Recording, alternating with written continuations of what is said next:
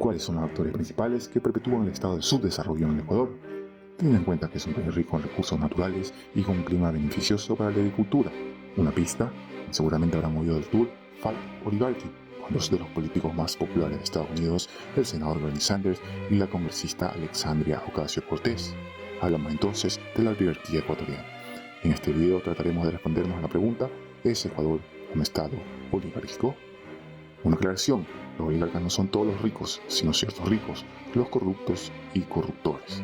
Pero primero, antes que nada, ¿qué significa la oligarquía? Según Henry George, economista estadounidense, la oligarquía es la consecuencia inevitable de la propiedad concentrada de la tierra y los recursos, que lleva a un pequeño grupo de ricos a dominar la sociedad y el sistema económico. Seguimos expandiendo el concepto ahora según Aristóteles. Los oligarcas prefieren un sistema que proteja su riqueza, mientras que descuidan el bienestar de los que no poseen fortuna. Volviendo a Estados Unidos, vale la pena preguntarse cuál es la diferencia entre la oligarquía estadounidense y la ecuatoriana. En el caso norteamericano tenemos figuras como Elon Musk, un ejemplo clásico de oligarca. Ha sido duramente criticado por financiar campañas políticas, especialmente las del presidente Donald Trump y otros líderes republicanos. Su participación en la administración de Trump generó serios conflictos de interés, especialmente por los contratos que sus empresas mantenían con el Estado. Sin embargo, también es necesario reconocer el otro lado de la moneda. Musk ha sido un impulsor clave en áreas como la exploración espacial, la transición hacia energías sostenibles y la innovación tecnológica. Todo esto nos lleva a la pregunta: ¿cómo es entonces el oligarca ecuatoriano? Este generalmente suele actuar como un apátrida funcional, financiador de la corrupción política y judicial, con el fin de evadir la ley, acumular capital, el de sus círculos y sus socios. Se caracteriza por su inclinación a la explotación de recursos naturales y personas, especialmente de las clases trabajadoras y sectores rurales.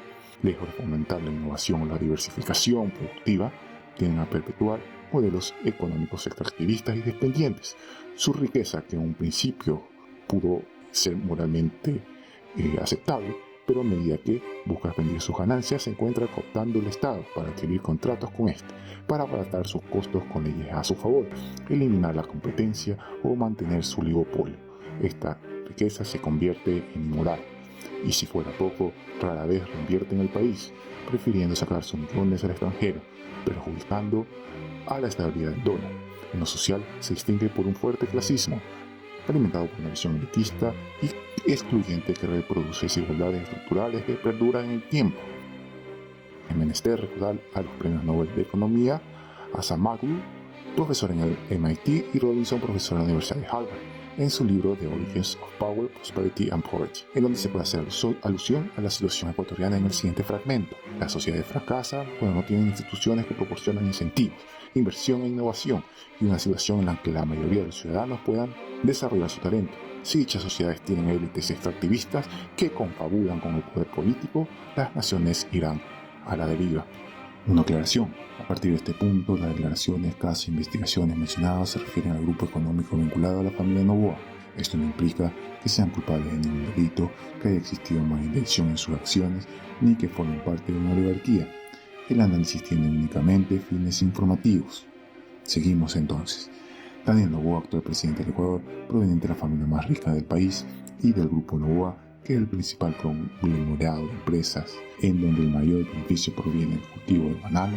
Este joven controla el ejecutivo, su partido político es mayoría en el legislativo y especulativamente tiene una amplia injerencia en la justicia y el control electoral. Ahora una pequeña clase de historia. Jaime Randós Aguilera comenta sobre Luis Noboa Pontón, abuelo del presidente, lo siguiente: León Flores Cordero, heredero del señor Luis Noboa, ha pretendido, a través de una campaña infamante de imputaciones calumniosas, pretender apartar al país de sus problemas medulares. También existen amplias investigaciones sobre la explotación laboral infantil en plantaciones de la familia Noboa, como las zonas del New York Times y el Human Rights Watch. Y por último, Álvaro Noboa ha enfrentado controversias fiscales y disputas tributarias con el Estado ecuatoriano, algunas de las cuales derivaron en medidas legales y restricciones de salida del país. Volviendo al presente, tenemos lo siguiente. Empezamos con la consulta popular de 2024, en donde la pregunta por hora de trabajo fue rechazada por los ecuatorianos. Con aproximadamente 169 empresas y entre 1.000 y 5.000 empleados, el grupo Noboa pudo haberse ahorrado al menos $4 millones anuales, según estimaciones, en caso de haber sido aprobada la consulta popular. Segundo, la esposa de Noboa buscaba construir un resort de lujo en un bosque protegido, cuyo permiso ambiental se aprobó en un récord de 7 días, cuando el promedio es de un año. Tercero, Isabel Noboa Pontón, tía del presidente Noboa, aparecía como accionista de Agroindustria San Esteban, que a su vez poseía una participación minoritaria en el ordeño, al momento de la adjudicación de 3 contratos por 154 millones con el Estado ecuatoriano. Cuarto, nuevamente con la misma empresa, la empresa El Ordeño, se desató otra polémica, cuando en las redes sociales se hizo viral un descubrimiento al revisar la información de la empresa Amo Daimi Oil Company en la Superintendencia de Compañías, se encontró el número de contacto. La sorpresa llegó que al llamar ese número obtenía un mensaje automático de la empresa láctea El Ordeño.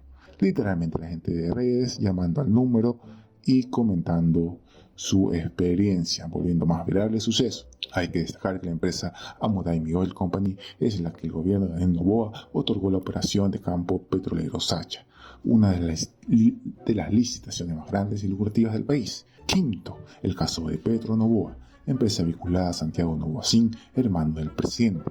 Según reportes, se investigan presuntas irregularidades en la compra y venta de diésel subsidiado que habría generado un posible perjuicio al Estado. Sexto, es la reducción de la deuda de la exportadora Noboa.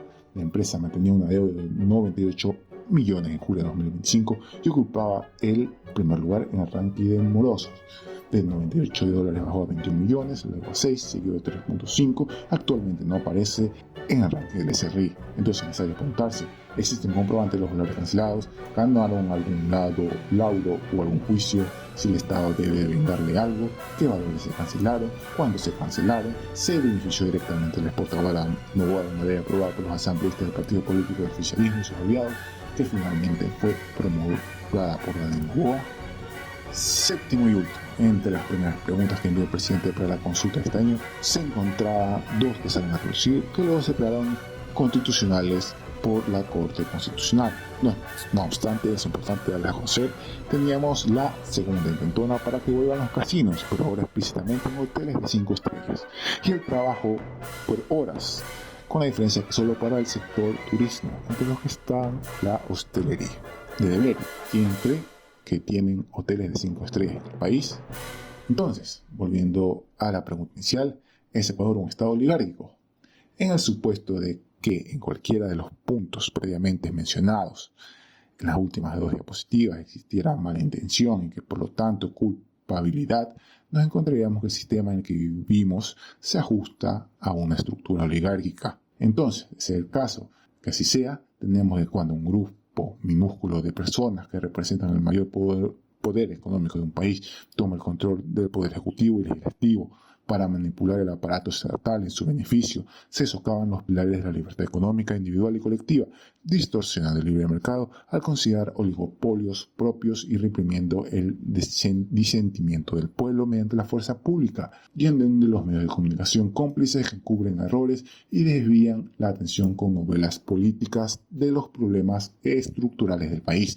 En este contexto, el proceso de acumulación de capital se convierte en el eje del poder. Las élites económicas no solo dominan sectores estratégicos, sino que reinvierten su poder financiero en la política para perpetuar su posición, cerrando el acceso a la competencia real y excluyendo las mayorías de los beneficios del crecimiento.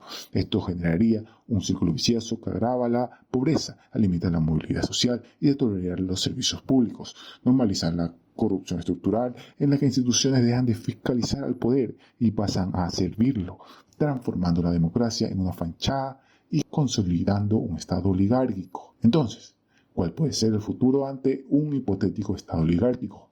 El objetivo fundamental de la oligarquía radica en la acumulación de capital a toda costa, eliminando cualquier barrera que obstaculice dicho proceso.